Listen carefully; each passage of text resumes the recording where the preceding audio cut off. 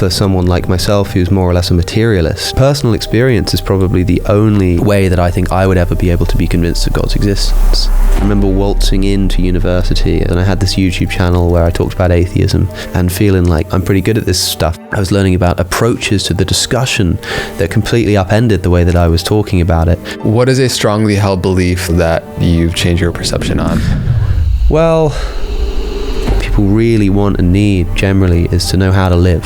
And if philosophy is supposed to be for any purpose, it has to be something like that. You could study ethics as an academic discipline and yet have absolutely no change in how ethical a person you are. So then what are you doing? The more interesting and useful kind of philosophy is the philosophy that tells you how to live. If I told you you had a week to live, how's that going to change your life? Seems like if you remind people of their death, it changes their behaviors. Our knowledge that we're going to die makes us want to do things which will outlive us. It's a way of escaping death. It's a way of denying death. Without this fear of death, maybe we wouldn't be motivated to do anything at all.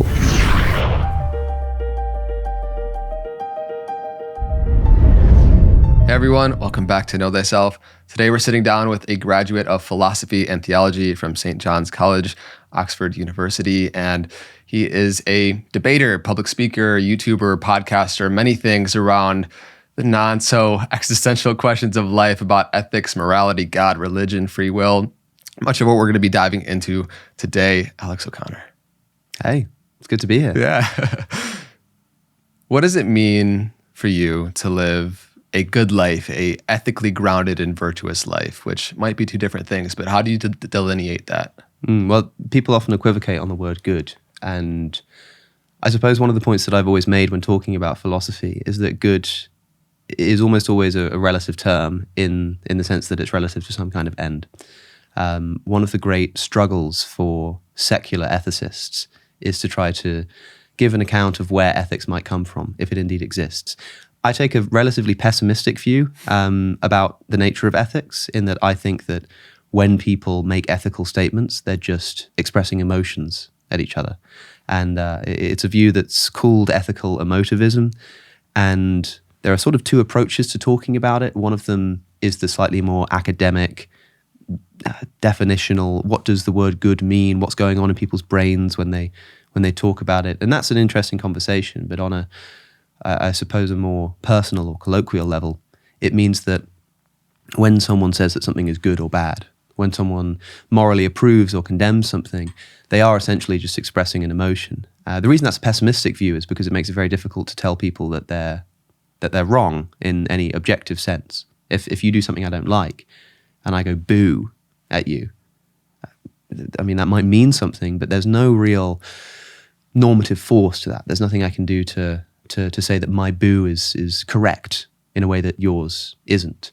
And so when you talk about the good life, if you mean in an ethical sense, then because I'm an ethical emotivist, it's going to be on a personal level. When I think about how I want my life to go, I think I'm committed to the view that it will be something about emotional alignment, and the things that I'm doing, the things that I have done and can reflect on having done, are in alignment with my, to put it really plainly, emotional preferences. That sounds quite sort of a cold and bland way of putting it, but then maybe I'm a cold and bland kind of philosopher. I mean, the good in an ethical sense generally has to be in reference to some goal. So the traditional religious morality of the past will say that the goal is something like likeness to God or union with God.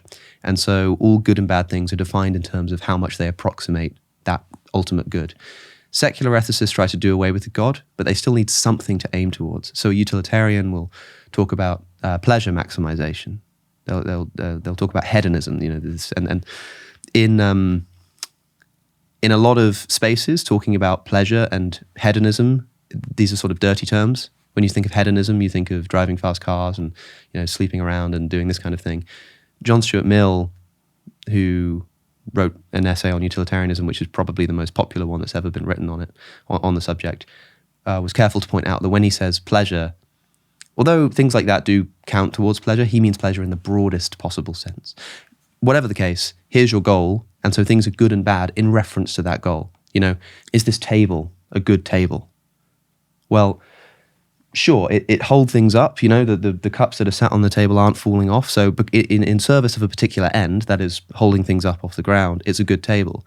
But if we were on a movie set and I was about to throw you into the table and it was supposed to like collapse, it was supposed to be one of these prop tables, it would suddenly become a bad table because that's not going to collapse if I throw you on it, right? And so trivially, depending on what end you have, the word good and bad in other senses completely changes as to whether something's good or bad. If human beings have ends, if human beings have natural ends, then I think that there can be good and bad actions in relation to that end, but you've always got to be conscious of what that end is. I think it's important to reflect on that. If to what degree, by the end of our life, do we deem us having lived a worthwhile existence? And I think a lot of people struggle with discovering their purpose, living a life of fulfillment, and ultimately coming at discovering what is a worthwhile life to live. And then working backwards, you get to, I guess, create your own framework for what is good on the path and what will bring you closer to that. But in any real sense, I think it is important to see the subjectivity of it, and how I would love for you to speak to a little bit more of it being very, very difficult to ground an objective morality in any real possible sense. It's interesting that you said discover meaning or discover purpose or something like that. I mean, there's, I suppose, a great debate as to whether, particularly for someone like myself who's more or less a materialist, I don't believe in anything more than the matter that makes us up. We're going to dive into that. Yeah, we certainly can. It's great fun. I mean, I, the reason I say more or less is because there are certain considerations that make me not sold on that, let's say. But, the question is, if there is such thing as meaning or purpose, the question is, is it something you discover or is it something that you create? A lot of people talk about creating your own meaning. You can just sort of invent your own purpose. I've always been quite suspicious of this because to me, purpose means something like a reason to act. It's some kind of motivating factor. It's a reason to act or a reason to be. To create your own purpose is to sort of create a reason just for the sake of having a reason. It's like creating a task to fulfill just to have the sense of fulfilling that task. Like I can just set the task to count the blades of grass in my front garden. I can just make that task for myself, and then suddenly I've got this purpose to fulfill. I've got this motivation to do something because I want to count the blades of grass, but it just seems so sort of arbitrary. And there's a second order sense in which we can look at the very act of creating your own purpose, as it were, and think, is that a meaningful endeavor? It doesn't seem to bottom out anywhere. And so I'm a little bit, I suppose, suspicious of that because it is just subjectivity all the way down, in my view. But that's why the holy grail of secular ethics is some kind of objective grounding for ethics. Some people just try to brute force it with intuition. They say, like Sam Harris, you've had him on your show, he says, look, the worst possible misery for everyone is bad. If you don't think that's bad, then there's nothing else that the word bad can mean. So the worst possible misery, suffering for everyone must be bad. Therefore, we know that anything that moves us away from that is going to be better. It's going to be good. And then you have a framework. You say, as long as our goal is to move as far away as we can from the worst possible misery for everyone, whatever we do can be judged in accordance with that goal. That's fine. And then he writes a whole book about how science can determine how best to move away from that trough and get to the peaks on the moral landscape. And sure, that's great. But that first point, that first assumption that the good thing to do is to avoid suffering, that's the interesting step. And that's the one that's impossible to make without essentially pulling yourself up by your bootstraps, as he puts it. You have to just sort of, brute force in an assumption there. And it doesn't matter what that assumption is, but you need one to get off the ground at all in this discussion, I think. What would be an antithetical assumption or, I guess, exploration that would, you feel like, kind of show the potential futility of that assumption? Like, to me, that feels like a very useful framework, but I guess you're saying that you can't ground it. Do you have another idea of how you could potentially ground good?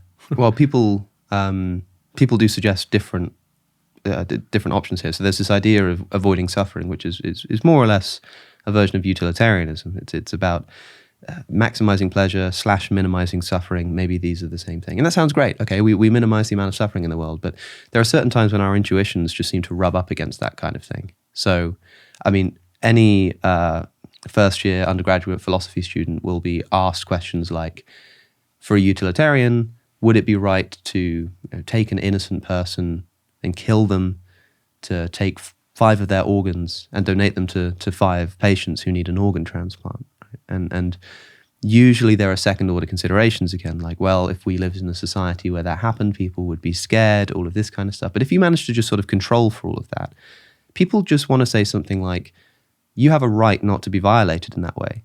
And I can say, but look, if I kill you, especially if we just stipulate that this is the only time in human history it's ever allowed to happen, it would minimize suffering, right? Yeah, sure, you get killed, but 5 people now get to live and they get to avoid the suffering. It just seems like you want to say, no, that's wrong.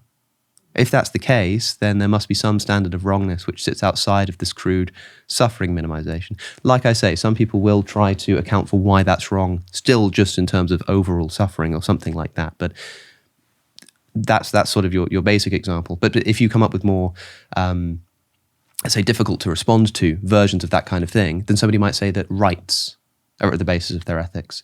I believe that human beings are born with a set of inalienable rights. You have a right to privacy, a right to life, a right not to be violated, this kind of thing. And that's the foundational ethical structure. And you could say to somebody, by forcing them to, give up or getting somebody else to violate their rights, we'd increase pleasure by an incredible amount. They'd still say that's wrong because the basis of their ethics isn't about suffering minimization. Mm-hmm. Religious thinkers will say it's not about maximizing suffering, it's about approximating the likeness to God. Aristotelians will say it's about fulfilling the natural end of mankind. So like how this table has the end of holding things up, human beings have natural ends. There are things that they just naturally tend towards and sort of, and that actualizing fulfills their natural goal. All of these are sort of competing ideas of what ethics should be aiming at. The problem is there's no real way to say that one of these is right or wrong other than just how it feels. And that brings us back to emotivism, right? Like, it's got so much to do with feeling. I mean, somebody will say, I'm a utilitarian. I believe that we should maximize pleasure. And then somebody comes across to them and says, well, what about this organ transplant situation? And it works as an objection. Why? Why does that work as an objection to utilitarianism? Well, because killing an innocent person just sort of feels wrong? Who cares? If you've got this ethical theory, the whole point of having the theory is that we can work out things that are right and wrong without having to rely on our feelings. No, we have our ethical theory. This is going to, give us a sort of mathematical way of really working out what's the right thing to do. But as soon as it gives us something we really don't like, we don't just say, okay, I mean, imagine if we typed into a calculator a sum and we didn't like the answer. And instead of going, gosh, I guess we were wrong, I guess we just have to accept this, we said, oh no, let's change the calculator. What's the point in having a calculator if the moment it spits out something you don't like, you're going to change how the calculator works? That's what people do with ethics. They come up with an ethical theory and they test it against just counterexamples which just work on intuition, just make you go, ooh, I don't like that. That to me says a lot about what's really going on in ethics, that we're just balancing what we sort of emotionally feel lines up with sort of how we want the world to look. So I want to keep diving down this exploration. First, I want to talk about the importance. You started out with your YouTube channel, Cosmic Skeptic. This notion, especially for someone on the philosophical journey, there's this importance, I think, like Aristotle said something along the lines of the educated man. Like a mark of the educated man is the ability to entertain a thought without accepting it. I've always kind of felt like the matured intellect is the ability to hold paradox simultaneously when we're exploring many different areas such as religion, philosophy, free will, what is God, meaning, all these things can be quite triggering for a lot of people. And so before we start diving deeper, how important do you feel like it is to really be able to engage these explorations without having to accept an opinion one way or the other, but still having the willingness to be changed by what you hear?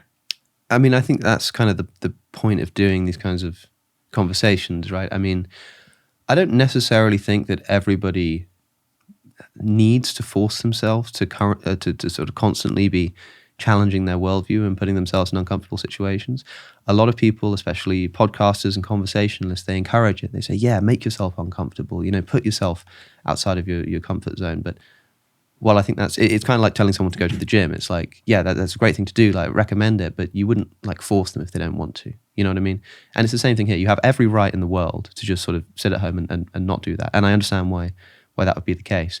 I've never had a problem with really like putting a hat on, just like becoming a Christian for half an hour and just looking at the world through that lens and trying to make it make sense, trying as hard as I can to defend. It's like I'm a lawyer or something. I'm a barrister and I've got to defend this client and I've really got to do everything I can to make it work. I've always found that really fun. I think for some people, it might be troubling. I guess because I'm an atheist, and so if I become convinced that God exists, awesome. Are you kidding me? Like I've just literally infinitely expanded the potential utility of my life. That is fantastic news. In the other direction, if you're a Christian and you put on your atheist hat and you start to think, oh, maybe I'm not so sure about this religion thing anymore, it's not so happy an outcome. And so I'd understand why someone wouldn't want to do that. But I guess it depends on the kind of person you are. What do you think about this thought that atheists and theists actually have a lot more in common than they'd like to admit? Meaning, on the spectrum, whether someone feels it more agnostic or atheist to theist, both ends of the spectrum are essentially, I guess, asserting something they can't know or prove. What do you think about that? It depends on the form of atheism that someone takes, and indeed the form of religion. Traditionally, people in the online atheist community have made a big point of saying that the religious people are the ones making the claim, right? They're saying God exists. The atheist says, I don't believe you. I mean, if you said to me that an even number of mosquitoes have been bitten in the past hour globally, it's an even number. I said, I don't think that's true. I'm not convinced that that's true. Doesn't mean I think it's odd, right? And if you said, I really think that it's even, and I said, I don't believe you. I don't think that it's true that it's even. Now, it's not the same thing as saying it's false. It's not the same thing as saying that it's odd. But I'm saying I don't believe it's true that there's an even number of people bitten by mosquitoes in the past hour. I don't think the evidence is sufficient. If somebody was listening to that conversation and said, well, you both more or less are sort of getting at the same thing. You're both sort of claiming something you can't know. Am I? I don't think so. I feel like I'm responding to something. However, obviously if I said, no, it's odd, that's a different story. And if somebody says, no, I know God doesn't exist, or I think it is irrational to believe that God does exist, that implies that there is some good, sufficient reason that upon hearing, somebody should dispel with their beliefs in God. That is a burden of proof. Doesn't mean that they've got more in common in terms of the content of their belief. It just means they're both doing a project of trying to prove a worldview. It's like saying, communists and Islamists got so much in common because they're both sort of trying to establish a worldview. Like, kind of, yeah. I mean, they're both doing that, right? Sure. But like, an atheist is trying to paint a picture of a completely different universe to a religious person, and maybe they are both making a claim. But I think a lot of people try optimistically to say that people agree more than they disagree, and that's often true. Like, I mean, maybe an atheist and a Christian both sort of like the same music, sure, but in terms of the actual important stuff relevant to the issue, there have to be these fundamental and irreconcilable differences. Otherwise, they would agree with each other. I think people are far too optimistic about that a lot of the time, in other words. Yeah, sure. So how would you articulate, I guess, your own atheism? If a theist says, I do believe in God, some atheists would articulate, I believe there is no God. How would you, I guess, describe your own? I'm probably best described as an agnostic in that I certainly can't say that I'm certain there's no God, or that I would, bet every single penny in my bank account on it. But I would say I lean towards God doesn't exist. And interestingly, I think, well, maybe not so interestingly, this is how all beliefs work. I mean, atheists often get this slight pushback or sort of raise of an eyebrow when they say, well, I can't say I'm 100% sure of this. Maybe God does exist. And people go, oh, so you're an agnostic then? If I speak to a Christian, I say, are you 100% certain that your worldview is impenetrably correct? And they go, well, no, I mean, I guess I could be wrong. Like it's possible. I don't know. I'm still working it out. I wouldn't say to them, oh, well, then you're an agnostic, really. You're not really a Christian. You're an agnostic. There's going to be some room for doubt here. I mean, I think if you're like 99% sure, agnostic isn't an appropriate word. Likewise, if you're like on the fence, it would be a bit weird to call yourself a Christian or an atheist or something like that, right? But I'm sort of somewhere in that range. And so I don't think there's good enough reason for me to believe in the existence of God. Depends what you mean by God, of course. You know, Right. it's just one of those kinds of conversations. But strictly speaking, I'm not convinced of arguments that I've heard, and I have a few considerations which make me think that at least the kind of God that people like to talk about popularly probably doesn't exist. Yeah. And so they mesh together to a sort of Totally. agnostic leaning towards strong A atheism. Yeah, I'm also in that boat. I think, well, I mean, it sounds like the needle moved a little bit from the beginning of this conversation, a little bit more on the atheist side too. Realizing there's this saying that I like, that often belief acts as a pacifier for our insecurity of not knowing. And I'm just be curious to hear what you think about that on the path of philosophy, which is, etymology, breaking that down, philosophia, lover of wisdom, wanting to live a life filled with wisdom, on the pursuit of truth. It's really important to, if you want to go on that journey, to be uncomfortable with our own ignorance. Mm-hmm. So, thoughts there? Yeah, I mean, clearly belief systems are in part an antidote to ignorance. And one of the things that a comprehensive worldview can give you is what I think is best described by the notion of faith. I try to make sense of what does the word faith mean. I think intuitively faith is something like belief without evidence, but a lot of people squirm at that. They say, no, I'm not just sort of believing for no reason. It's something like trust. And so, for example, we're here, we're having this conversation, you've made me some green tea, and I sort of trust that this isn't poisoned. Now, I can't prove that this isn't poisoned. I didn't see you make it. I only met you for the first time today. I have no idea, right? But I kind of trust that it's not got poison. Now, do I believe that with no evidence? Kind of, but also kind of not, because I've got some kind of background evidence, right? I've got a background evidence that we're in a place where if you were to do that, you would probably get in a lot of trouble for it. If you were to be caught, you've probably got a vested interest in me not being poisoned because, it would be a good idea if this show actually went out. There are people who know that I'm doing this, and so they'd probably work out, Those kinds of reasons are like my background knowledge, in which I then am able to say, given all that, I can kind of trust that this isn't poison, even if I can't prove that thing itself. A worldview often works like this for ignorance. So a Christian might believe, and I use Christianity as the first example that comes to mind because I talk about Christianity all the time. They might believe that God exists, and they might have arguments that have established that conclusion, right? And so they have this view of a benevolent God who's overseeing the universe. Now, when someone says, well, why do people suffer? Why is it that children get cancer?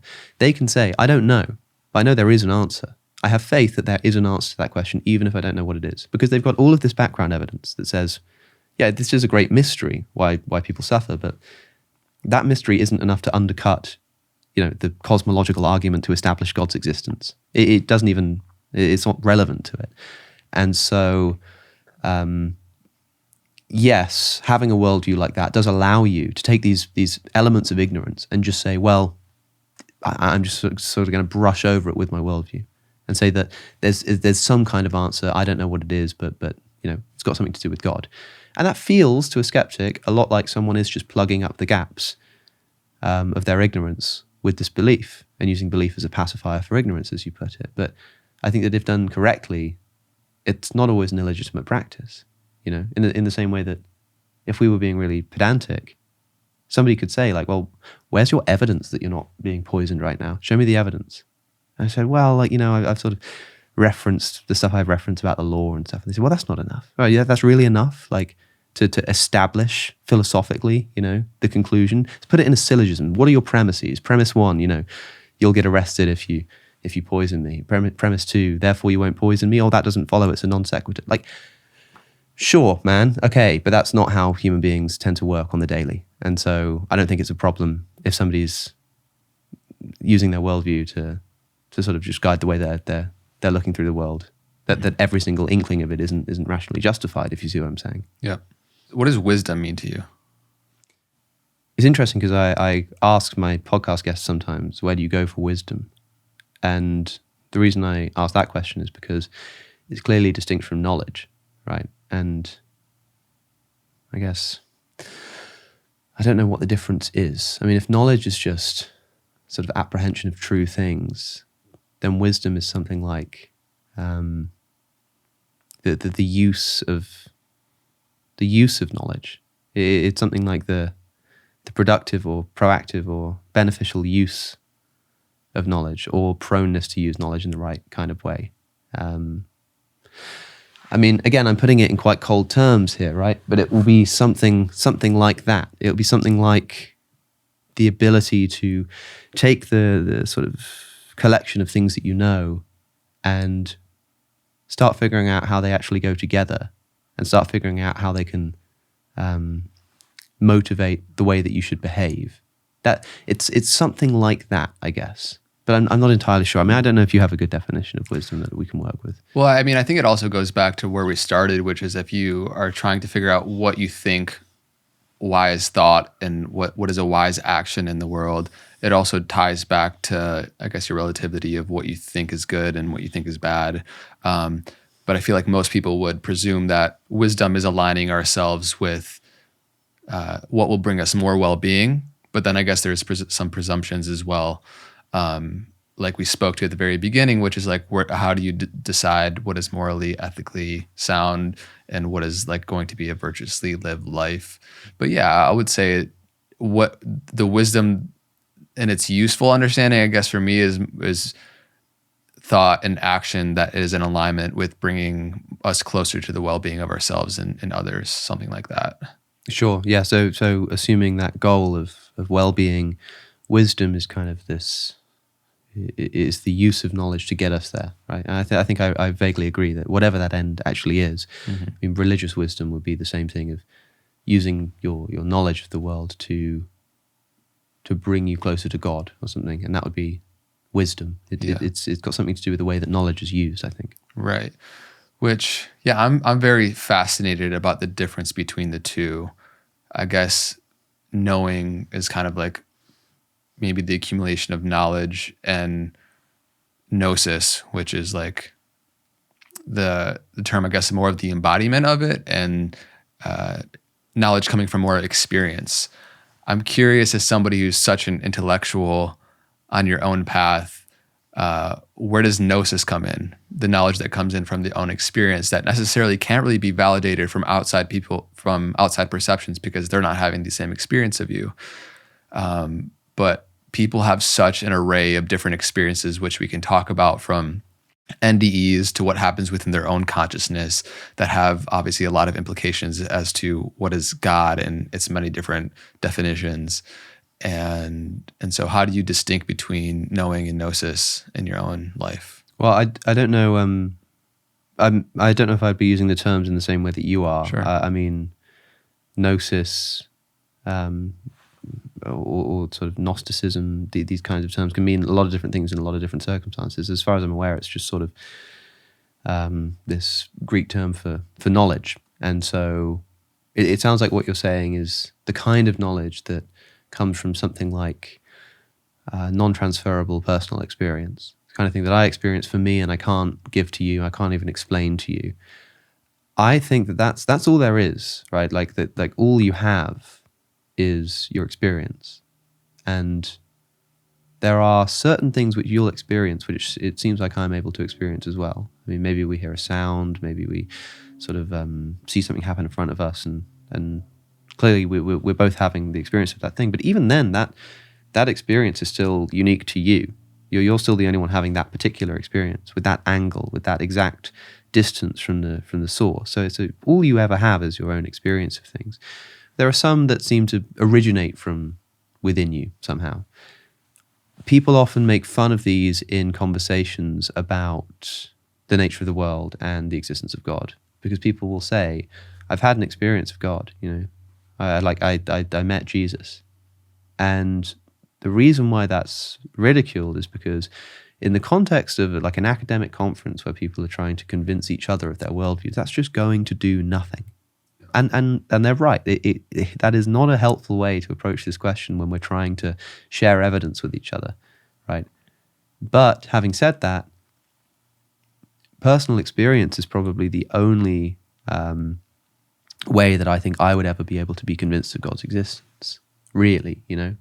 I would have to experience that for myself, and then I would have to, I'd recognize that it's not something I would be able to share with other people. I wouldn't be able to use it as any kind of argument. But for a person who experiences it themselves, it's a perfectly legitimate reason to believe in a particular thing. You know what I mean? So like, personal experience is why the hell would it not be a form of knowledge? You know, why not? But of course, if it's something that if it's not publicly available, if you can't give it to other people, then it's not going to do very well in the conversation trying to convince anybody else. Yeah. But yeah, perfectly legitimate for yourself, yeah. I look at, I suppose, the shared personal intrinsic experience that other people share about their connection to God in a more, less of a like a theist, you know, guy in the sky with a beard. But I guess how I would describe God more as this kind of intelligent, loving awareness that is the seat of our experience. And that is the same and ubiquitous within all of us. And I find that individuals, for whatever reason, that have had personal experiences where they really get to taste that, it is a very like blissful place within oneself. And to me, that is kind of the God worth talking about, because it's a place, whatever you want to call it. And I don't think God is a useful term, because it's been so just used for so many different ways of trying to arrive at describing this place. But I do think that, at least in describing it in that way, is a really useful thing to be able to hear from other people and their personal experience, and to see how it can maybe point to a place within yourself that is also available to experience that, and the byproducts of what come from tasting and experiencing that place within ourselves. And so, you know, I've been fortunate to sit down with a lot of spiritual teachers, you know, Advaita Vedantic, you know, non-dual teachers as well. And I suppose that is a little bit more of my pursuit, the pursuit that I find interesting when it comes to living a life of wisdom and knowing who we are in our essence. I mean, for what it's worth, I think a lot of religious traditions will equally condemn this bearded man in the sky image of God. Sure. I mean, that is an image that is conjured up by non-believers. It's literally a caricature. I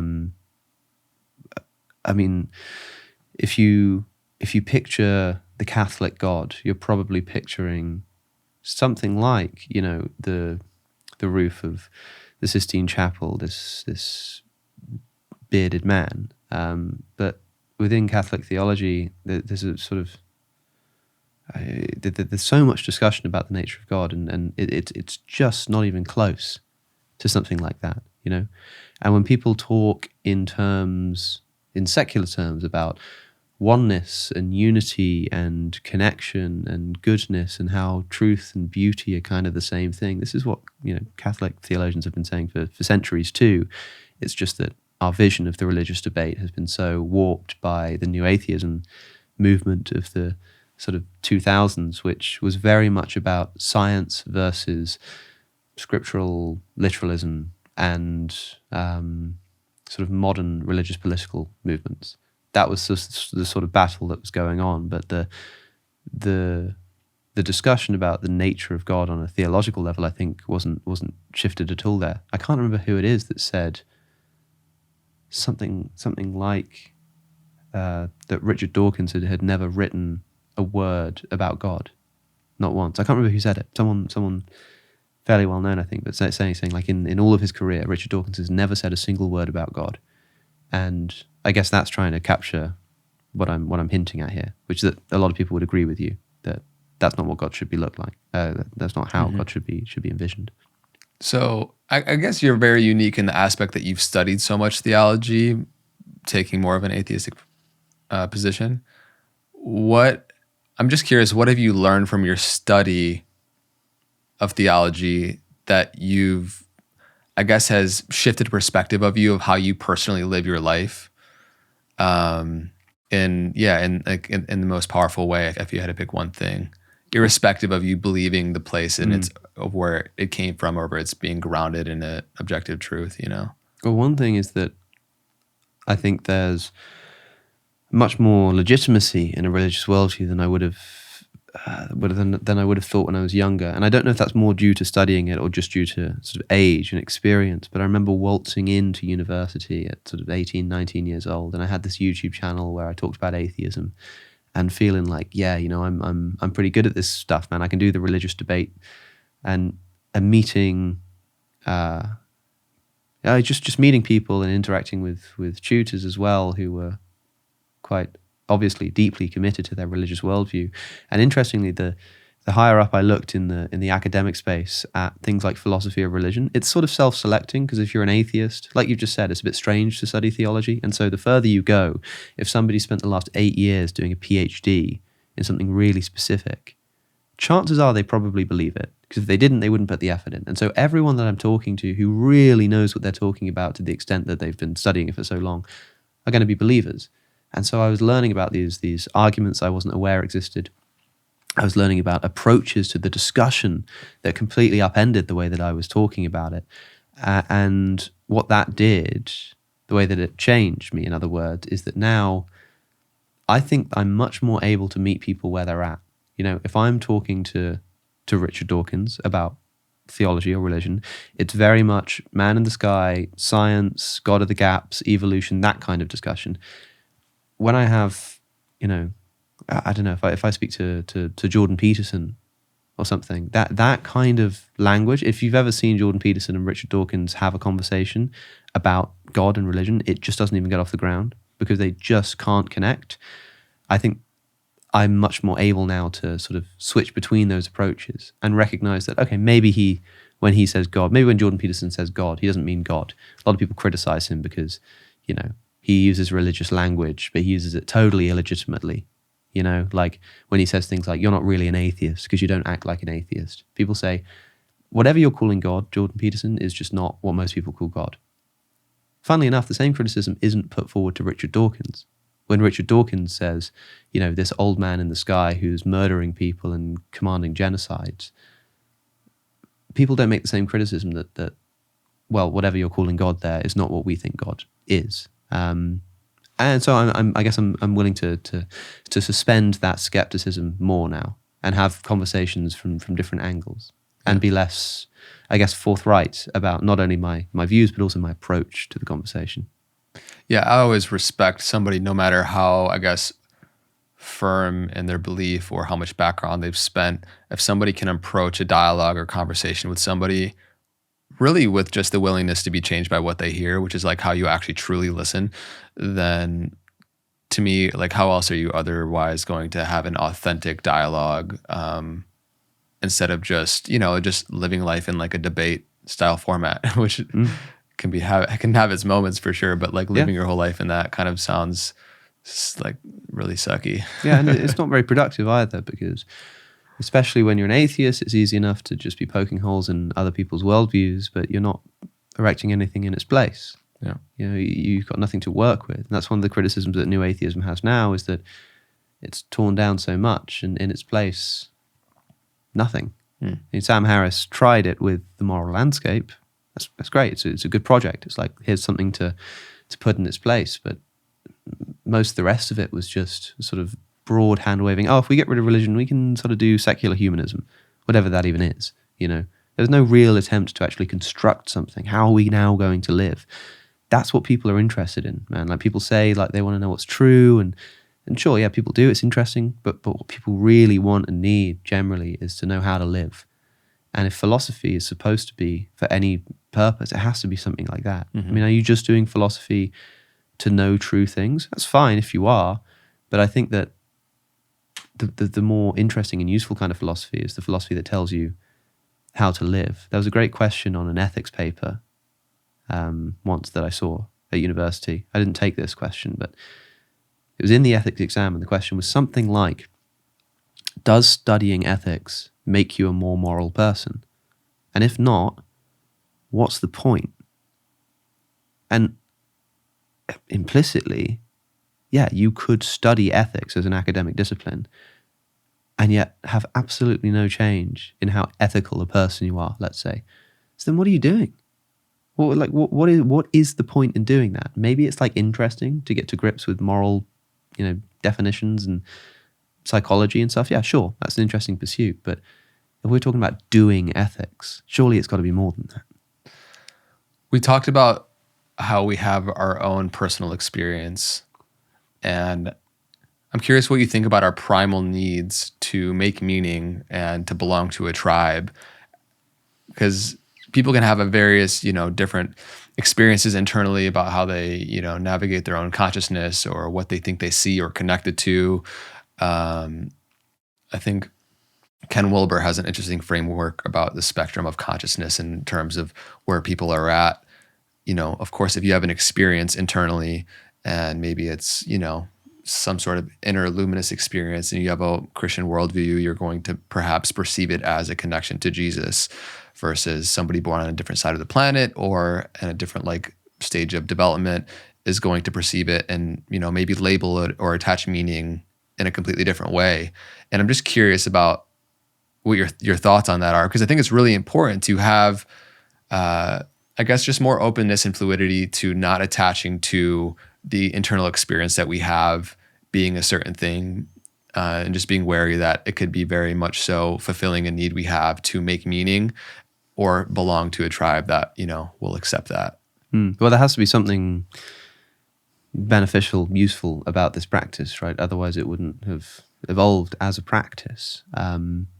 Clearly one of the things that makes human beings so unique is that we're a social bunch that managed to work together to achieve things which are sort of beneficial for us in the long run, right? And so, sure, it makes sense that people will think tribally, because why not? Why the hell not?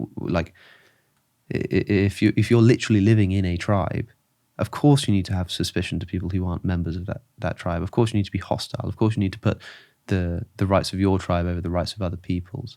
Of course, tribe loyalty is going to be maybe more important to you than open-mindedness, because you could be killed, you could be wiped out, right? We don't really live in the same kind of situation. If I meet someone who disagrees with me strongly, I mean, some of them might want to kill me, but in Los Angeles, if I meet someone who's got a different viewpoint to me, they're unlikely to sort of pull out a spear and start trying to murder me for it.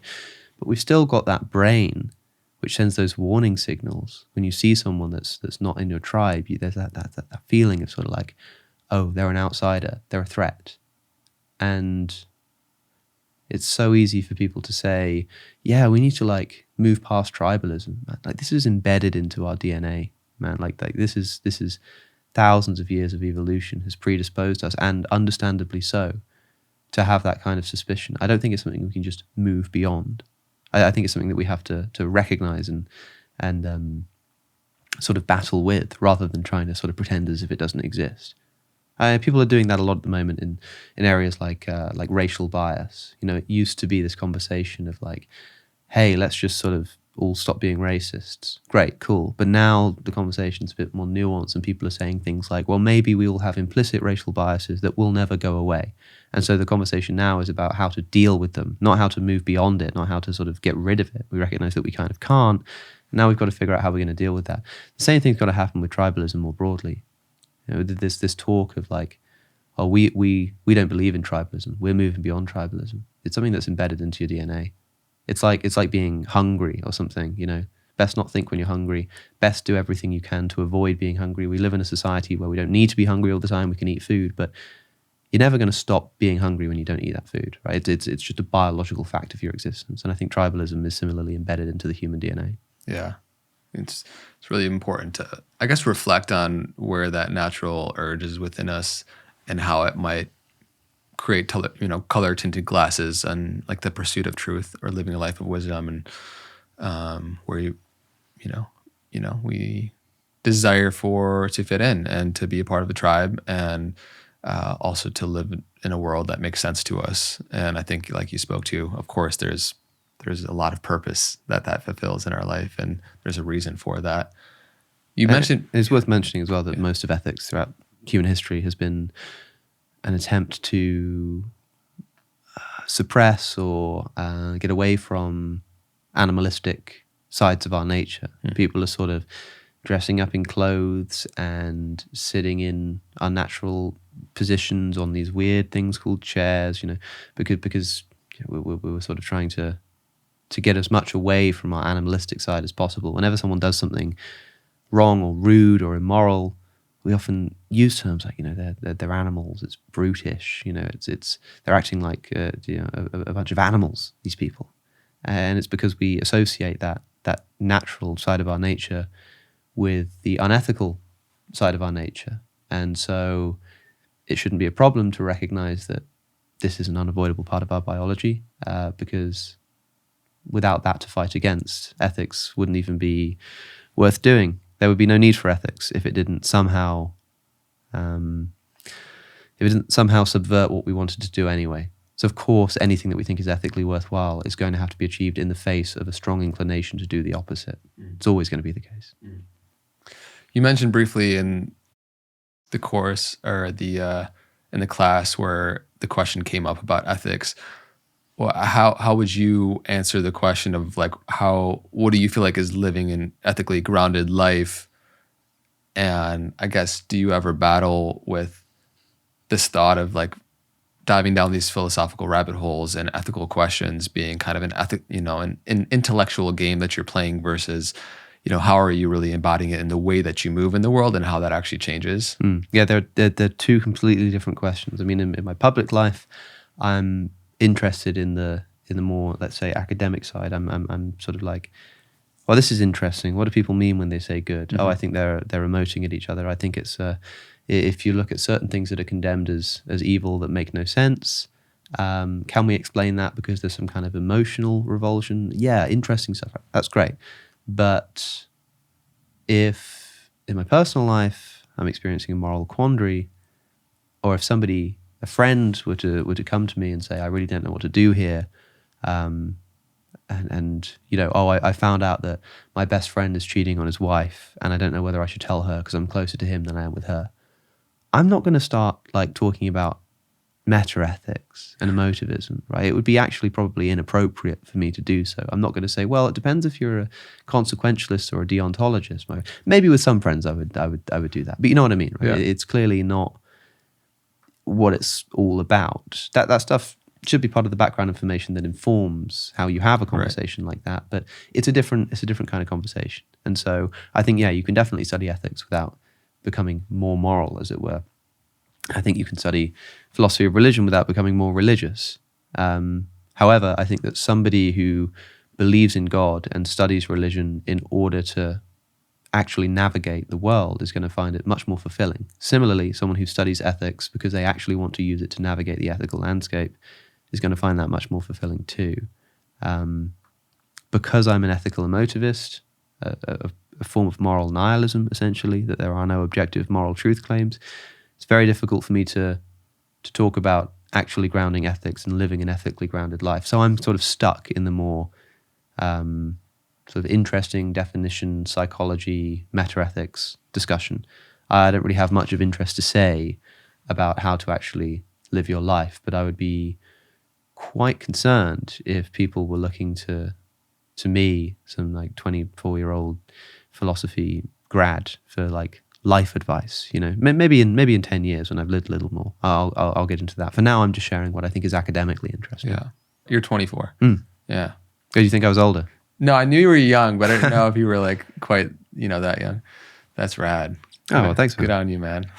Well, yeah. Sometimes people say that they expect me to be older, and sometimes people say they expect me to be shorter. Whenever I meet people, I'm often told that I'm taller than they expect, and I'm never quite sure which way round I prefer it. If I'd rather they think I was tall, but I was actually short, or the other way around. And maybe the same applies here. I don't know if it's better to be thought to be a bit older. I think sort of around about 30 is the peak age for what I want to be doing. I feel like it's you're young enough that it's still really like fresh, and you're still for like podcasting and talks and stuff, you're still like a young guy if you're 30 doing that, but you're old enough that people are really beginning to take you seriously. So I've got a bit of a way to go yet.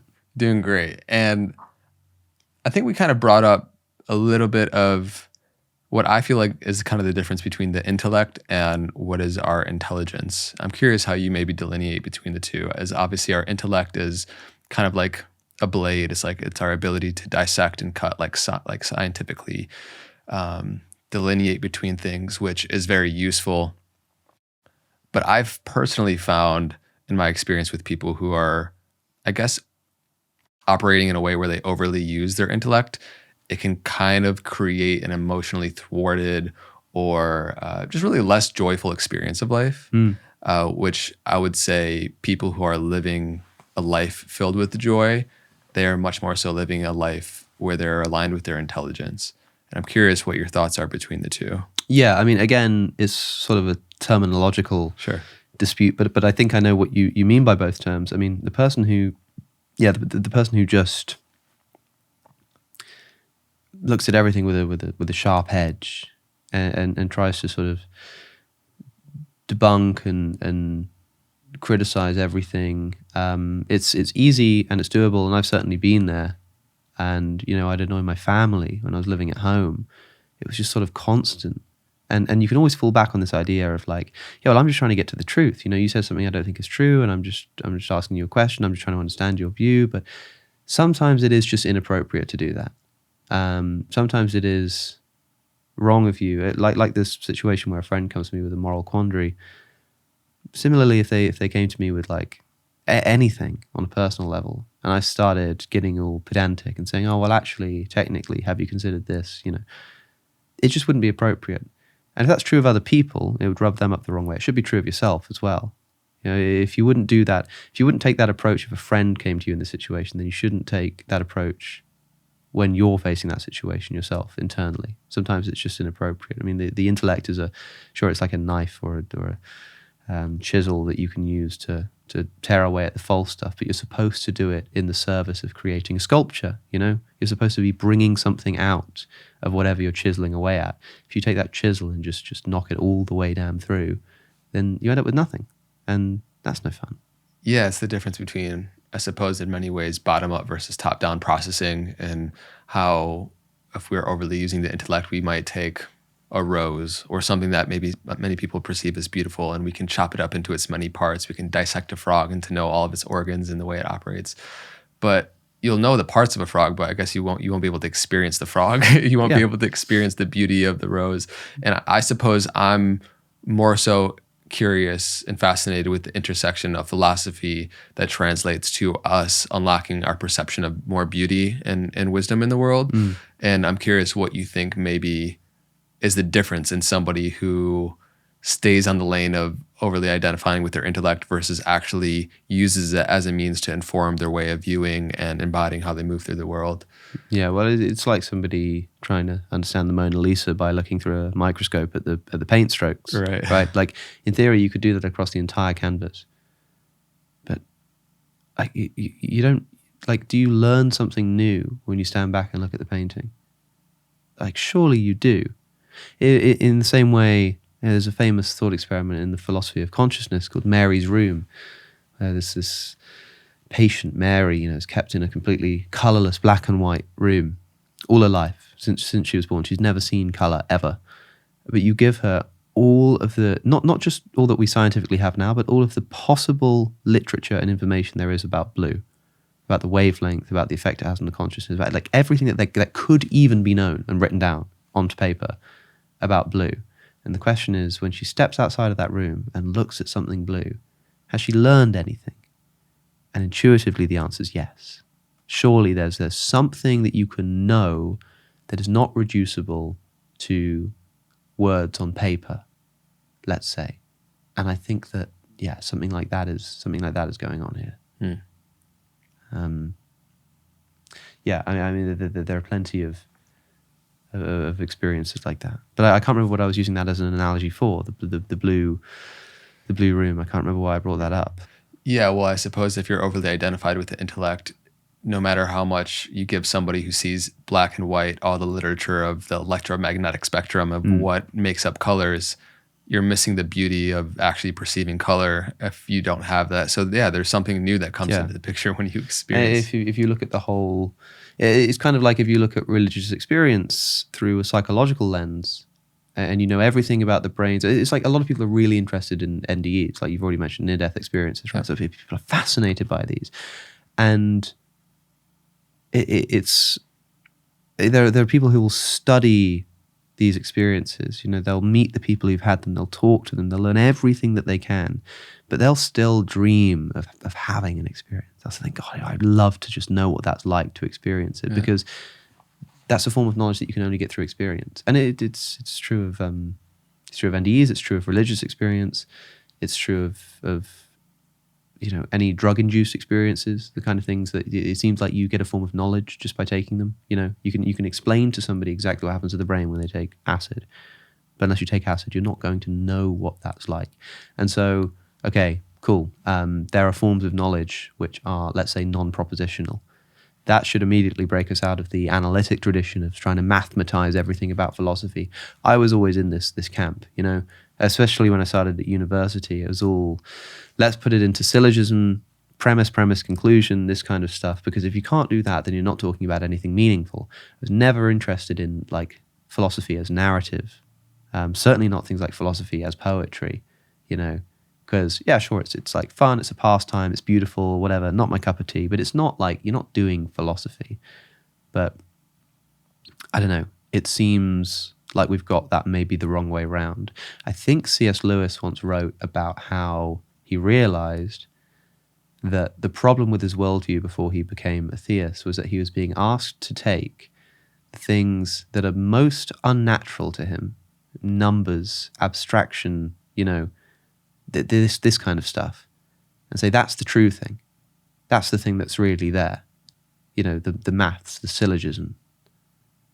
Whereas the thing that was most real to him, the narrative, the feeling, the experience, that's the thing that's wrong and fake and we should be suspect of. It seemed like it was kind of the other way around. I mean, analytic philosophy, the formalization of logic, this was supposed to be a tool in service of philosophy, but it's kind of just become philosophy now, in the same way that studying the brushstrokes of a painting is supposed to be a tool that we use in service of understanding the art.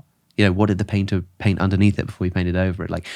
What was the pigment like before it's been eroded by time? This kind of, it's really useful information to get to know the painting better. But if you forget about that original bit, if you just look through the microscope, then you're missing something incredibly important.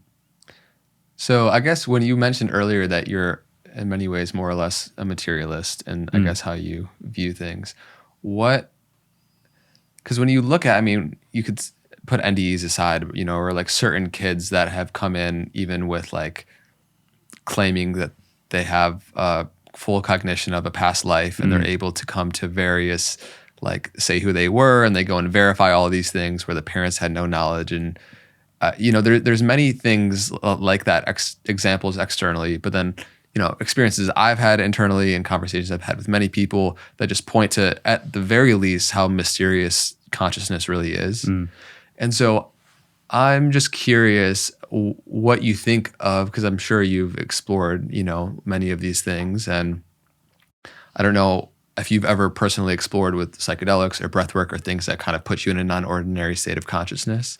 But even on the intellectual side of things, like when we had Donald Hoffman on, or Sam, we talked about the hard problem of consciousness.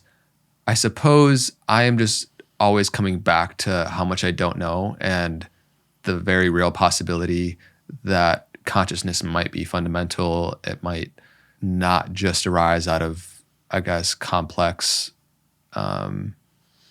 accumulated complex neuronal activity. And I guess, suppose I'm really just kind of stumbling my way to a question that is, I'm just curious how you arrived at being more or less, I guess, a materialist when there is kind of all this other stuff that I just mentioned to consider. Well, consciousness is the big objection to materialism. It's the thing that screams out that there's something more than the mere material. Even just when you have an average dream, it's fascinating to think what's going on there. You've got images in your head. You can close your eyes and you can picture things. You can see colors. You can see shapes in your head. Where are those shapes? And the great mystery is that I spoke about this recently on YouTube, and people kind of, in my comment section, they really didn't like this idea. And maybe I'm just getting something wrong here, but I was talking about how, if everything you experience, if everything in the brain is reducible to the material, when I close my eyes and see a triangle, there really is a triangle there, you know? Like, I can see it. It's there. And I think, well, where is that triangle? The materialist has to say it's reducible to just somewhere in your brain. But if I cut open your brain, I'm not going to find a triangle inside of it, right? And people thought that this was a bit silly because it's kind of like, oh, well, it's kind of like if you cut open a computer, you know, you're not going to find the thing that it's displaying on the screen. But you still have the screen displaying the triangle, right? Like in your mind, you just have the mind. There is no interface. It's just the computer. It's as if the computer itself, somehow there was a triangle in the computer's own first-person subjective experience. Like, where is that triangle that you can picture in your head? Where the hell is it? I mean, if it's just in the head, then that I mean, that's a great mystery, like you say. And that's the simplest mystery of all. I mean, let alone sort of NDEs or weird personal experiences that you might have. I mean, those are a different story altogether. Just reflecting on the nature of being able to see things with your mind. I mean, that's crazy. However, look, there's an equally strong mystery in the opposite direction. If your consciousness is not just the materials of your brain, then this thing called the interaction problem. Why does it interact with the brain? Why is it that if I change your physical brain, I will change your mind at the same time? And in fact, I can't change your mind, or you can't change your mind without something in your physical brain changing. If your mind is not just your brain, and if the mind is immaterial, right? Just think about what it means to say immaterial. It means not made of stuff, of matter. This microphone, the air around us, it's all matter, it's all stuff. To say something's immaterial, to say it is, you kind of picture it as maybe like floating between us or something, or like no, it's not in this space. It doesn't exist. So if that's the case, if that's what the mind is, then why the hell does prodding my brain affect this immaterial mind thing? That makes as much sense as me prodding this microphone and affecting your mind. If I could like take chunks out of this microphone, if I could prod this microphone and it made you feel anxious, and prod it on the other side and it made you think of an elephant, that would be really strange. You think, what the hell is going on there? How is that even connected? But is it any more mysterious that I can poke your physical brain? We're just used to it being in the brain. We're just used to the brain being the focal point of consciousness. We say, yeah, of course, if I poke the brain, I can make you picture an elephant. But why the hell can I do that? You know, we could just as easily get used to the idea of this microphone. If I prod it, it makes you feel anxious. But that would be no less a mystery. That's the great mystery. If you believe in this immaterial realm. And so for me, a consideration like that makes me think, okay, maybe there's some material stuff going on. Because that to me seems even more mysterious, let's say, than the triangle in my head. I mean, that is weird, but it's I think it'd be a lot weirder to think that you could just affect this other world of immaterial stuff, right, by prodding something physical. Doesn't make sense to me. Yeah, I think they're both really important to explore, because they're both fascinating, and I fully see and understand both sides as well. I suppose I'm really intrigued by certain, I guess what you would call mystics that share about their experience and, instances that I've, sometimes personally had where it at least appears within myself, in my own consciousness, that it's actually separate from my body. Like you can have an experience where what you perceive as you is outside of your physical body.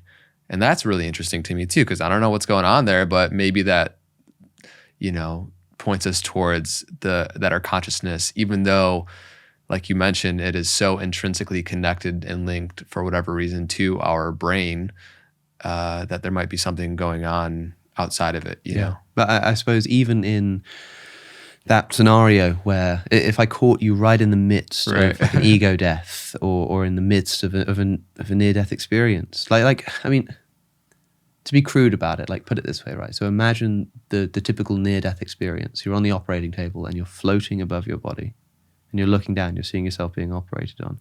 I suppose the question is like, what do you think would happen if I walked in right as that was happening? You're floating above your body. Just took a baseball bat. And I just like crushed your brain. Yeah. Like it's possible that the ghost floating above the body would see that happen and go, oh, I can't get back. I guess I'll just keep going up to the spirit world. I mean, yeah, it's possible, sure. But it might also be the case that the whole thing just collapses somehow. And if there's any part of you that thinks that might be possible, then that's the part of you that thinks it's possible that NDEs are just some kind of projection of the mind. I can't say that is what would happen. I don't know what would happen if I, caved your skull in while you were having a near-death experience. It seems like a fairly unethical laboratory test to try to induce. I'd be fascinating to know what the results are. So similarly, in those moments, let's say that you're having a really powerful ego death on psychedelic drugs and you feel completely disconnected from anything physical. If I came to you and shot you in the back of the head with a gun, I'm pretty sure that experience would come to an end. Even though experientially you're way over there somewhere, completely disconnected from your body, it would tether you right back to your brain, I think, if I were to shoot you in the head. Again, I can't prove that's the case, but it seems to me that would happen. And if that's the case, then it is just purely experiential. I mean, like it's weird to think where you feel like you are. You feel like you have a body, right? Like I don't feel identical with my foot. I don't feel like I'm in my foot either. I feel like I'm in my head, but maybe that's just because it's where my sense organs are. My eyes are up here, my ears are up here, I smell and everything is up here. Maybe that's the only reason why I feel like I'm in my head. I really want to do this experiment with like the Apple Vision Pro. Got this idea from Anil Seth, who's a great guy to talk to about consciousness, where you live for like a month or something with an Apple Vision Pro on your head, and it's showing you the world, but from the perspective of your like belt buckle. And you just live like that for a month. So when you put out your hand and you expect it to be below you, it's actually above you. And that'd be really weird at first, but I wonder if you'd get used to it. And I'd wonder if you'd get used to it to the degree that you started to feel as though you were located in your belt buckle. You know what I mean? Yeah. Because I don't know if you agree with me that you feel that I feel like I'm up here. I feel like I'm inside my skull. That's where I sit in my body. And I wonder if that would change by dragging it sort of down to the belt buckle and what that would sort of, that would probably make it easier to bring out the weirdness of the brain affecting our experience if we didn't so readily identify with this as the actual position where my soul sits in my head, you know? For sure, yeah. I think for the vast majority of time, the seat of my experience does feel projected from my head region while I'm in conversation or working. But then also like in deeper meditations, it becomes a full body kind of awareness, and it's not like hyper-located in my head, which I think is very interesting. And I would be curious to see what would happen in that Apple Vision Pro instance as well. Yeah. I mean, it's I suppose in those instances and some kind of deep meditation where you manage to remove that feeling of yourself as your head and just become more identified with your whole physical body, that's an incredible skill to be able to recognize that you're not just sort of up here somewhere. You're not sitting inside your skull. You just are this body. If you're a materialist, that would be a really useful experience to have. I'd love to be able to do that meditatively. I'd love to have the skill to be able to become identified with my foot, you know, to feel that foot is me as much as my head is, because it would really help me to get to grips with feeling like a material being. Because I still very much feel like I am an immaterial thing. Things happen to me. You could prod my brain. What do you mean my brain? That's like saying my me if you think that the brain is just the self. If you're a materialist, you can't say my brain. Okay, so maybe that would help. But also maybe the intuitive force of that feeling should give us reason to think that we're not, you know, just material. Like sure, I'm totally open to it, man. I have no idea what happens. And like I say, there are already enough mysteries to be getting by with on the daily without considering all of this extra stuff. So I'm totally open. That's why I said earlier that I'm more or less materialist. Yeah. It's sort of a de facto materialism until proven otherwise. Sure, yeah. I get it. How much do you think the subconscious fear of death motivates people to do what they do in ways they're not aware of? I get the impression that it's more than it's often given credit for. The most famous cashing out of this is terror management theory, which I don't know if you've come across before. It's this idea, it sort of stems from Ernest Becker's denial of death, but it's been pioneered by a bunch of researchers in recent years who've been trying to show that most of human behavior is motivated by a fear of death, and that we're managing our terror of death. Terror management theory, and that's what life is about. That's like everything we do is just motivated by fear of death. I don't know if it goes quite that far, but there are lots of instances which seem to suggest that death has a role in our motivation. Empirically, there are studies there is a bit of a replication crisis. It's difficult to know how much we can trust these studies, but it seems like if you remind people of their death, it changes their behaviors.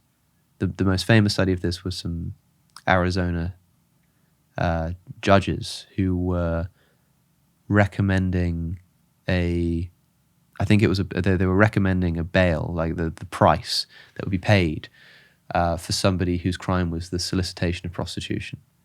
And they were asked to recommend a bond. And half of the judges were just reminded of the existence of death on like a questionnaire. I can't remember how it was done, but it's subtle. It's not like you're going to die. It's like, have you got life insurance? Yes or no? That the kind of questions like that just put it on the mind. Yeah. And those judges recommended hundreds of dollars more on average than the control group. That's really strange. And the idea of terror management theory is that when you're reminded of your death, you're more, in the short term, you're more in need of reaffirming the death-denying aspects of your culture.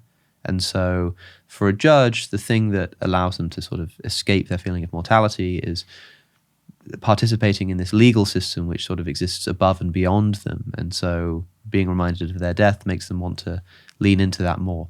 That to me seems a little bit tenuous.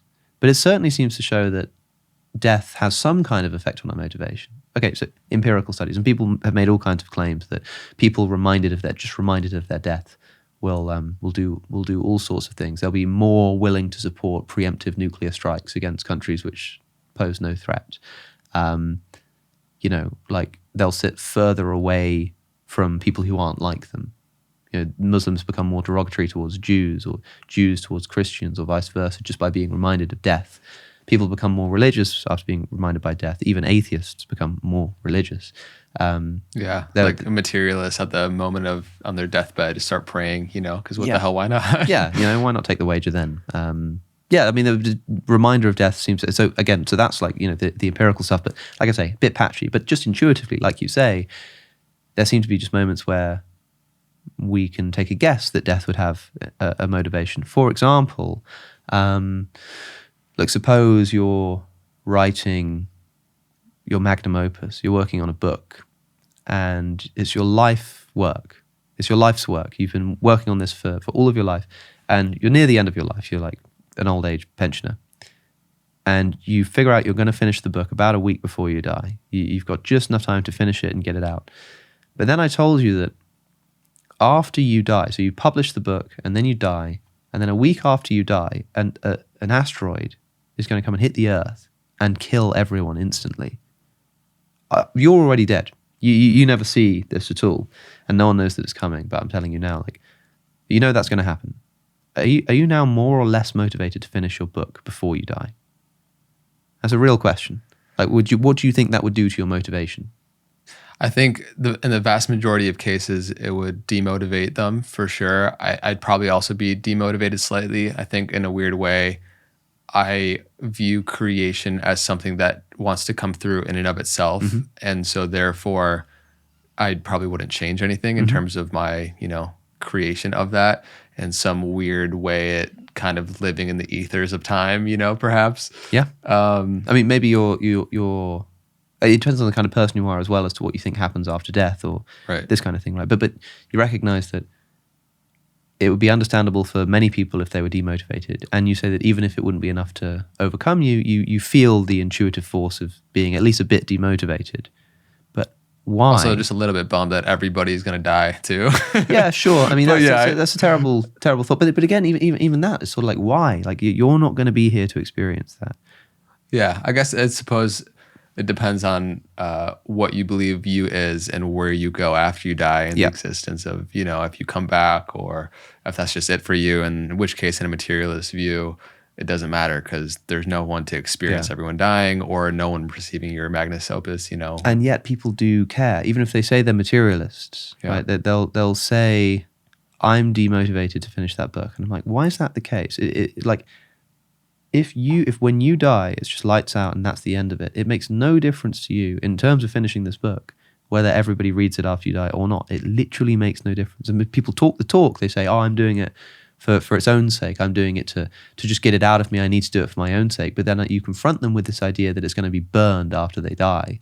And suddenly, at least a little bit, it's like, oh, I don't know now. Like, why? I thought you were just doing it for its own sake. Maybe the reason that, like, okay, so here's to bring it back to the question.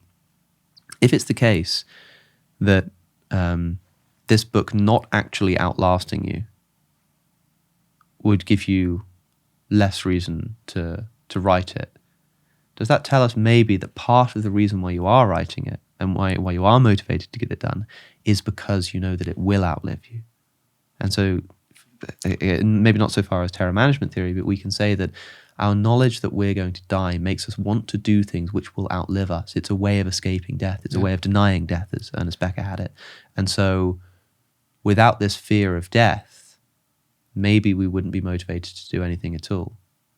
It would, but because we'd have no reason to try to contribute to things that are going to outlive us. Yeah, for sure. I mean, if we were just going to live forever, where is the urgency to need to do a podcast or do really anything when we can always just get to it one day, I suppose? And so I think there is a powerful immediacy that the reflection of our mortality brings us.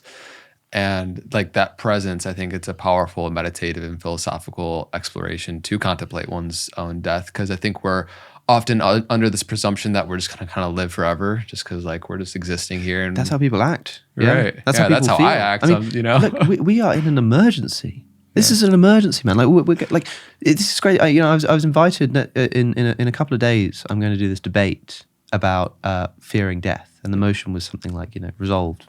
We should not fear death. And they invited me along and said, "Oh, we'd love to come and have you debate this." And I said, "I'll do it, but I have to do the we should fear death side. That's the side I'm going to be on, because I think that a healthy fear of death is crucial. Because otherwise, like you say, I mean." Maybe it'd be better if there were no death. I'm not even commenting on that question. I'm saying as long as it is the case that it's on its way, it should be like the most important thing. And so the terror management theorists say that it is. It's just we've pushed it down to the subconscious because it's not nice to think about. But of course this is motivating. Surely this is the motivating factor. Because look, if I told you had a week to live, if you got some terminal illness, you got a week to live, how's that going to change your life? You're going to make much more of an effort over the next week to spend time with the people that you love, to do the things that you want to do, to get them out of your system. Right, cool. What if it were a month? Okay, still submerged. Maybe there'd be a bit more freedom. You'd travel a bit more. You'd spend a bit more. Maybe you'd make a YouTube video, which you wouldn't do if you only had a week. Cool. But you'd still be like, I need to get as much done as possible. And the fact that you've now got a month rather than a week doesn't mean you do the week's worth of stuff and just spread it out over a month and be relaxed about it. No, you do more because you've got more time. Gosh, I really need to make the most out of this month. If I said you've got 3 years to live, same thing.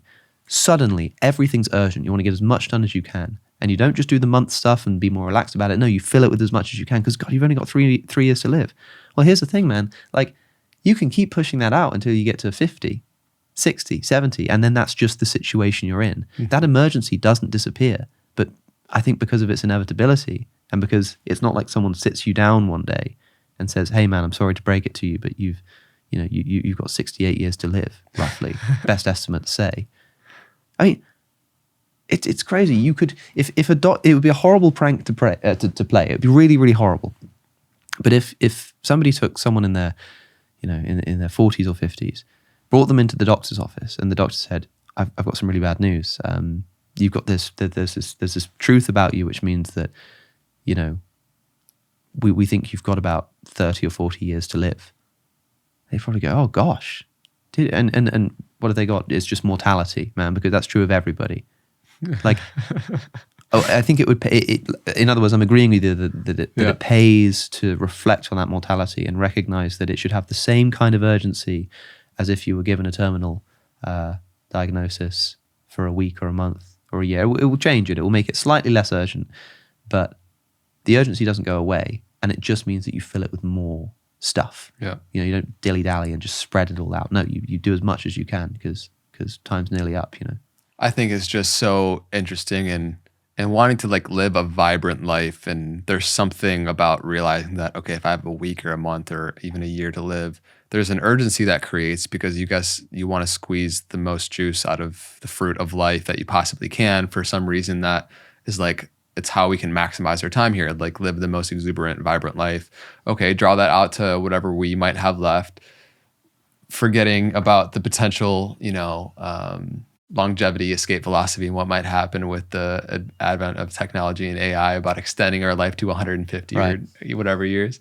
All right. Well, it brings that sort of immediacy to what is most important. What do I really value? And I feel like society right now, very much so, is infusing what is like an anesthetic and kind of dimming our own awareness from the food that we eat to what's, physiologically what we're putting in our body, to our habitual tendency to be kind of on the hedonic treadmill and numb out with social media and like these things that just kind of take away the potential of our existence. I think that practice of contemplating our own mortality allows us to really decide, what do I want to make of my life? Yeah, people famously, it is well known that people vastly underestimate the extent to which bad things can happen to them. That's why people aren't careful with their bags. I got like robbed like last week or the week before. Didn't even see the guy, just sort of swiped my bag, laptop gone. It was a nightmare. And I remember thinking, I saw it, sat down in a pub in London, and they have signs up on the wall saying, watch your bags, thieves operate in this area. And you see that and you're like, yeah, I know that, but like I've got my armor bag. It's fine, And although I like to rationalize it as like, well, I was like, no, I can see my bag. It's right there, Really, it was probably somewhere in there, this sense of like, oh, well, that won't happen to me. That stuff doesn't happen to me. It's the same, they say on the escalators down to the underground, it says, please hold the handrail, do not rush, please walk. And you're thinking, maybe if you're like some, old age pensioner or something, but I'm fine. And then I just slip over and, drop a coffee all over me. I'm thinking, damn, no, okay, maybe this kind of stuff does happen to me. And people forget that. That is true. That is true of death. It's so funny. I was just imagining like sort of taking a TikTok or a clip of this or something. And I'm just saying like, oh, it's amazing, like I was running down the escalator and then I tripped over and blah, blah, blah. And that's true of death. It just suddenly takes this turn to talking about death. But this is why I brought it up in the first place, because people forget that this happens to them, that this can happen to them. The time thing is useful, right? Because we all know we're going to die at some point. But the same thing can be true of like probability and chance here, man. People do just die. Things just fall out of the sky and whack them in the head. There are just random acts of violence. People, it happens to people. People get killed in car accidents. And we have this feeling of that's never going to happen to me. There is a non-negligible chance that either of us could die this year, right? We have to remember that, because that's another place to get this urgency from. Like, again, if instead of a time, if it was like you're undergoing a surgery or something, some necessary medical procedure, and the doctor says, look, there's like a 0.01% chance that this is going to kill you, but we're pretty confident it'll be okay. You're going to be all right. But again, like, where does that probability get to before you start getting a little bit worried? If you had a surgery coming up in a month's time and you knew that there was like a 20% chance it might kill you, you're probably going to live that week, not exactly like it was your last week, but you're going to live a bit more like that. You're going to be a bit more sort of grateful. You're probably going to eat a meal and think, gosh, I'm so grateful to be able to have this experience here with my friends, But again, that probability of death just sort of changes every day. If you're going on a long car ride, it goes up slightly. If you're sitting at home all day, it goes right down to near zero. But that probability is always there.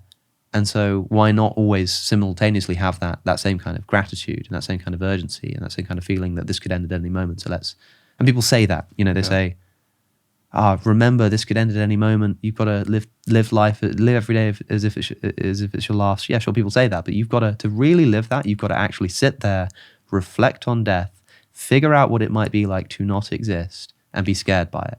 If you don't get that actual fear, it's just a platitude, and it's not going to motivate you. Yeah, it can ignite you in a way that can bring you to experience and really enjoy your life. So it's kind of like the reverse effect where, contemplating what is maybe a negative or unpleasant thought experiment will actually bring a more pleasant experience to your life. Yeah. All right. So I've been thoroughly enjoying this conversation. We'll have to probably run it back at another point.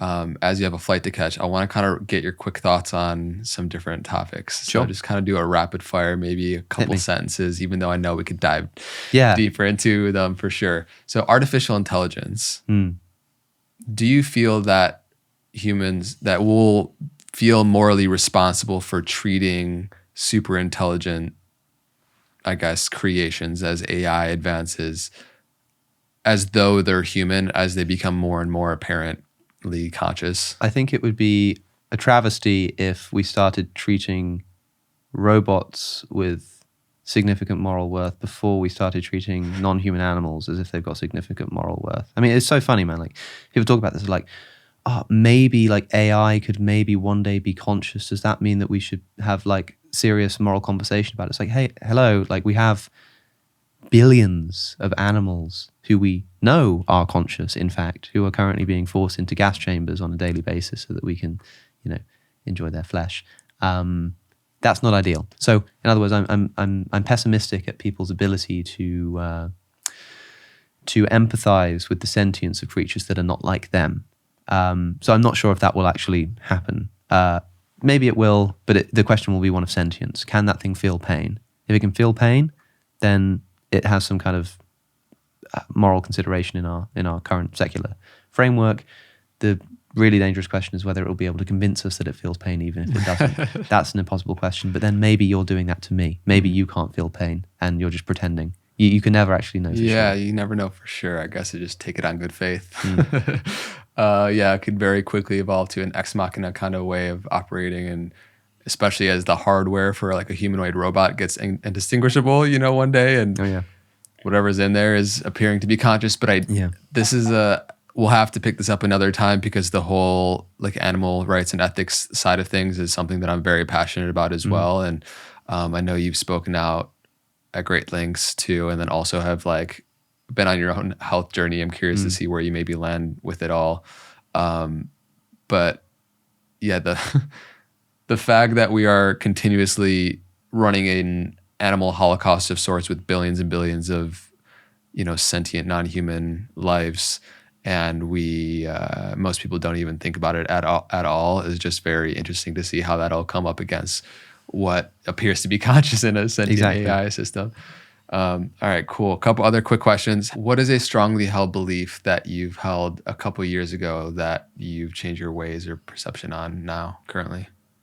So an obvious one is, or obvious to me, I mean, is the approach I was taking to veganism. Yeah.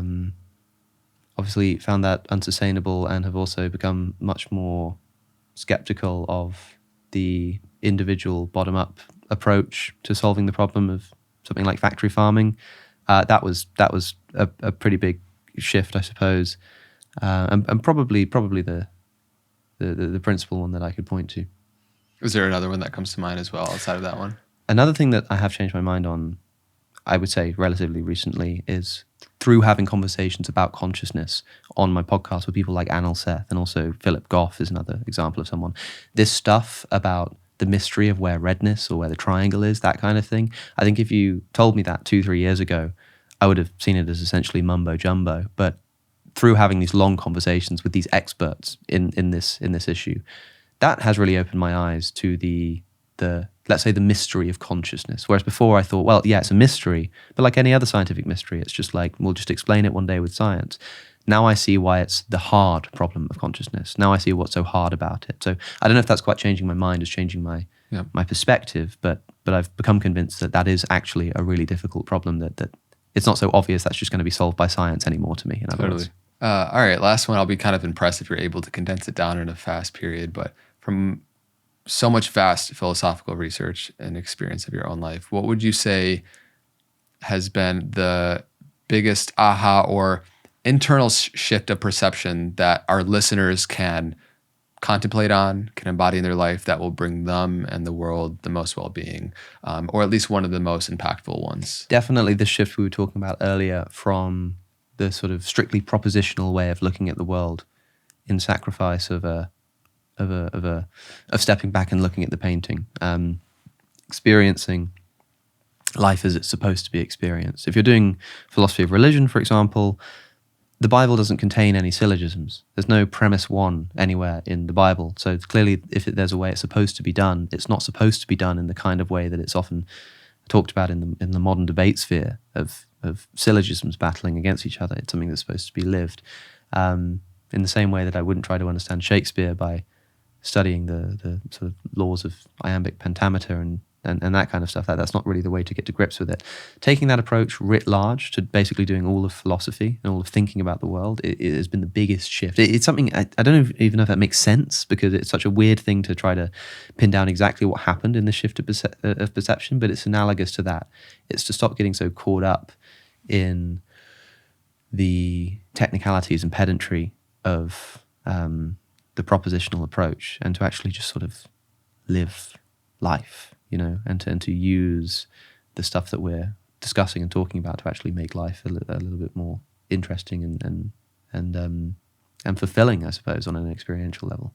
Gave me a lot to think on in this conversation. I thoroughly enjoyed it. Hope so. Yeah, well, me too. We'll have to pick it up again sometime. Yeah, absolutely. Is there anything else you want to leave, both where people can find you, and then any other last notes? As this being the Know Thyself podcast, is there any other notes that you want to leave? I feel like that was a great note, but anything else you want to share before we wrap up? No, I'm Within Reason is the name of my podcast. That's the only other thing I can think to mention. Thanks for having me on. It's been fun. Yeah, pleasure. Well, everybody, thanks for tuning in to this episode of the Know Thyself podcast. Let us know how it was impactful for you, and we'll see you next week. Be well.